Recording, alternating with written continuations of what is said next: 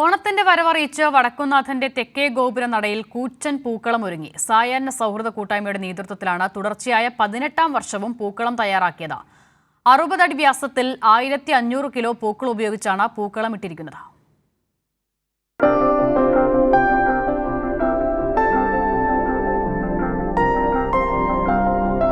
സൗഹൃദ കൂട്ടായ്മയുടെ ഒരാഴ്ചക്കാലത്തെ തയ്യാറെടുപ്പുകളാണ് ആരെയും അത്ഭുതപ്പെടുത്തുന്ന ഈ കൂറ്റൻ പൂക്കളത്തിന് പിന്നിലുള്ളത്.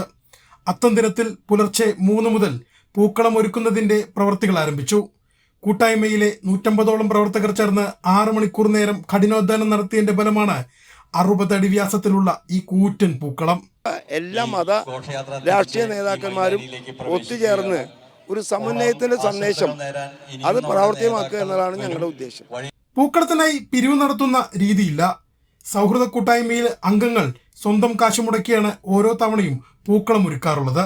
പൂക്കളം ഒരുക്കുന്നതിൽ ജാതി മത രാഷ്ട്രീയ പരിഗണനകൾ ഉണ്ടാവാറില്ലെന്ന് സൗഹൃദ കൂട്ടായ്മയുടെ ചെയർമാൻ കൂടിയായ MK കണ്ണൻ പറഞ്ഞു. പ്രത്യക്ഷ മുഖമൊന്നും തന്നെ ഇല്ല.